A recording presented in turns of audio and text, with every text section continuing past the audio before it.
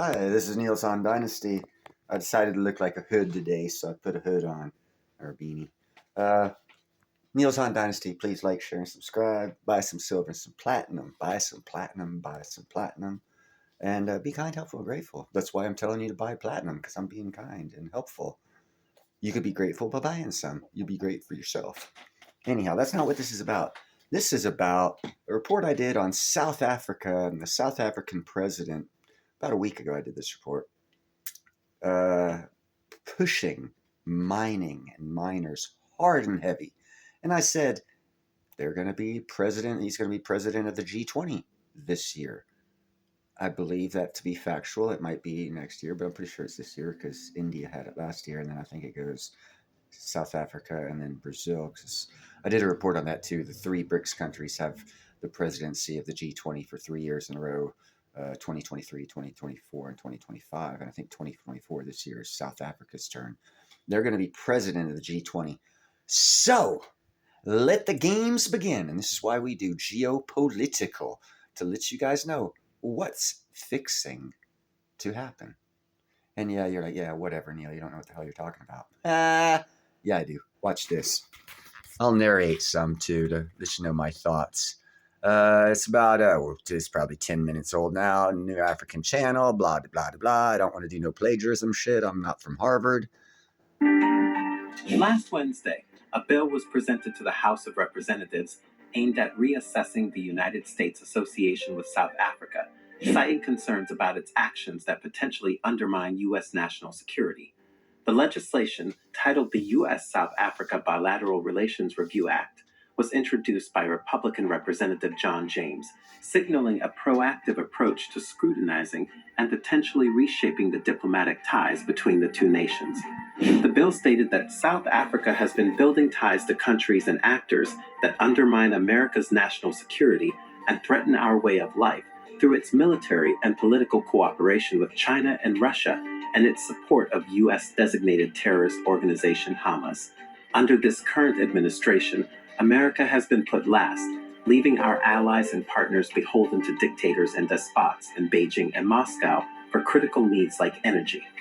To ensure America's energy security and national security, we must examine our alliances and disentangle from those who remain willing to work with our adversaries.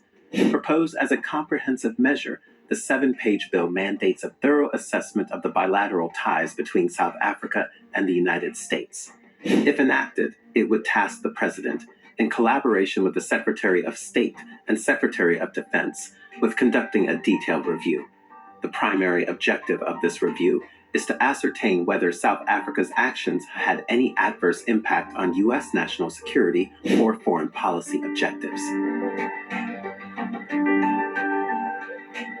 The bill goes on to emphasize that the United States must prevent strategic political and security collaboration and information exchange with the People's Republic of China, PRC, and the Russian Federation, particularly any cooperation that could support Russia's unlawful aggression in Ukraine or enhance its global influence. It also highlights concerns that the foreign policy actions of the African National Congress, ANC, no longer align with its stated non-alignment stance, but instead favor the PRC, the Russian Federation, and Hamas, an acknowledged proxy of Iran, thereby undermining U.S. national security and foreign policy objectives. The bill outlines several actions taken by the South African government that have been interpreted by some as indicating alignment with China, Hamas, and Russia. One of the 26 points mentioned is South Africa's submission of a complaint to the International Court of Justice accusing Israel of genocide. This action has been described by some as politically motivated and wrongful.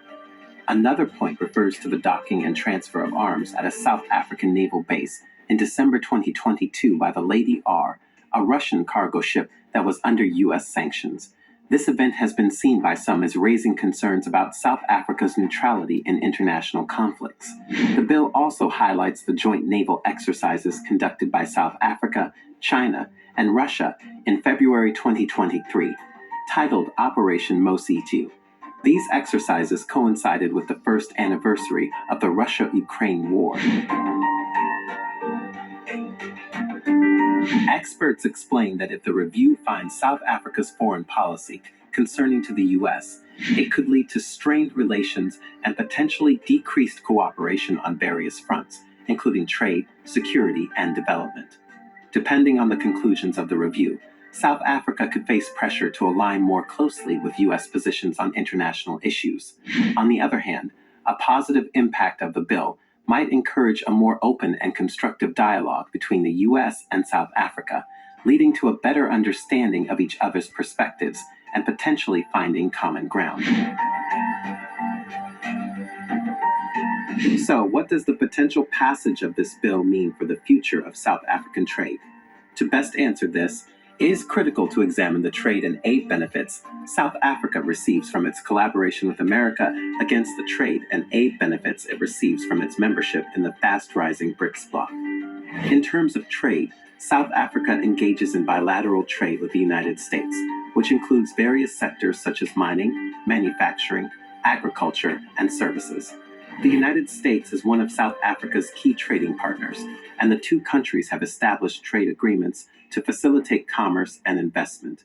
In 2022, the trade relationship between the United States and South Africa amounted to approximately $25.5 billion, positioning the United States as South Africa's second largest trading partner, following China.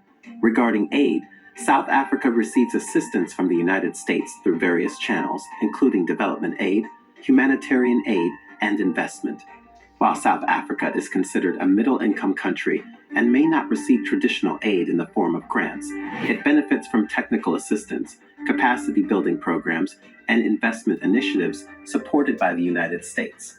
Therefore, many experts agree that any deterioration in relations between these two nations would significantly impede South Africa's already challenged economy. Additionally, given that South Africa is scheduled to hold elections this year, the potential loss of such a significant partnership could have a notable impact on voter sentiment.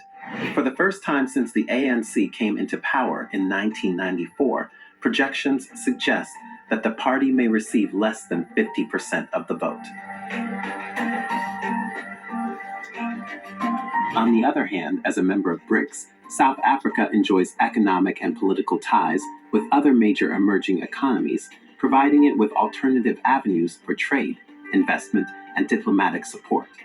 In 2021, South African exports to BRICS countries reached $677 billion, with China accounting for 72% of that figure, making the Asian giant South Africa's largest trading partner.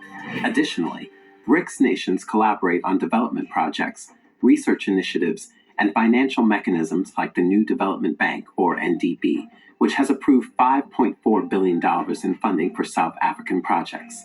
The NDB provides funding for infrastructure and sustainable development projects in BRICS countries and other emerging economies. Also, South Africa can access up to $10 billion under the BRICS Contingent Reserve Arrangement, BRICS' alternative to the IMF. Beyond China, Brazil, Russia, and India also offer cooperation in various fields, such as trade, science, and technology. For instance, South Africa benefits from knowledge exchange and research collaborations with Brazilian institutions in areas like agriculture and biofuels. Similarly, partnerships with Russian and Indian entities contribute to South Africa's efforts in fields such as space exploration, renewable energy, and healthcare. Overall, South Africa leverages its membership in BRICS to access resources, expertise, and opportunities for mutual development and cooperation across multiple sectors. Consequently, experts agree that while South Africa's potential trade restrictions with the U.S. due to the proposed bill would undoubtedly be challenging, its membership in BRICS could offer some degree of mitigation.